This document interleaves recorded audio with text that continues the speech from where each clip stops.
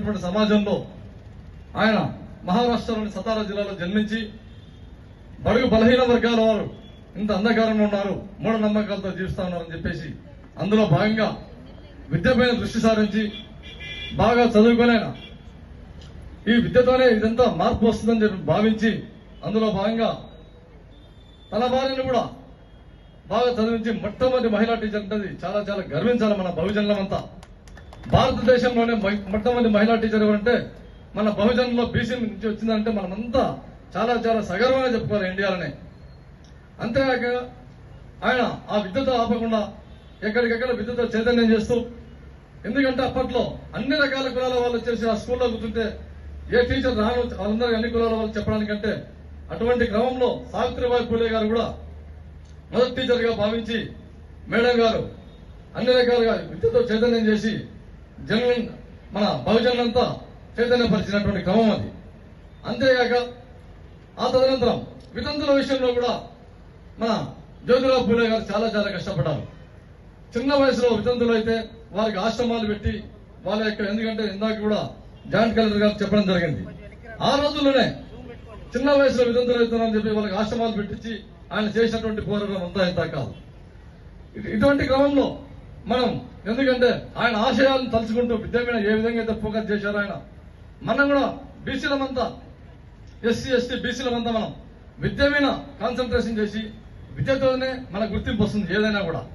అందులో భాగంగా మనం విద్యతోనే సాధించాలి. విద్య లేకపోతే మనమంతా అణగారిన వర్గాలుగానే మిగిలిపోతాం. కాబట్టి మన పిల్లల్ని కానీ మనం కానీ బాగా చదివించుకొని సమాజంలో ఒక ఉన్నత స్థాయికి చేరాలని చెప్పేసి నేను కోరుకుంటాను.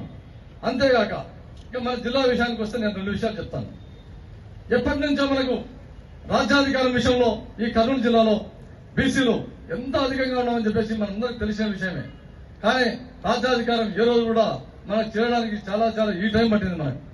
అందులో భాగంగా ఎంపీగా కూడా 28 ఏళ్ల ప్రస్థానంలో మన కర్నూలు జిల్లాలో కర్నూలు పార్లమెంట్ గడ్డ మీద తెలుగుదేశం ప్రభుత్వానికి బీసీలకు ఒక అవకాశం ఇద్దామని చెప్పేసి అన్న బీడీ అయిన తర్వాత మనకి ఇస్తే గెలుపు అనేది ఈ రోజు మనం ఒక బస్తిపడి నారాజు రూపంలో లోక్సభకు పంపారు. మీ అందరి ఆశీర్వాదంతో మీరందరూ పంపారు కాబట్టి ఈ రోజు నేను మీ అందరి ఆశీర్వాదంతో మీ చలవతో ఈ వేదిక మీద నిలబడి ఈ మైకి పట్టుకొని మీకు సగర్వంగా మాట్లాడుతూ ఉన్నాను.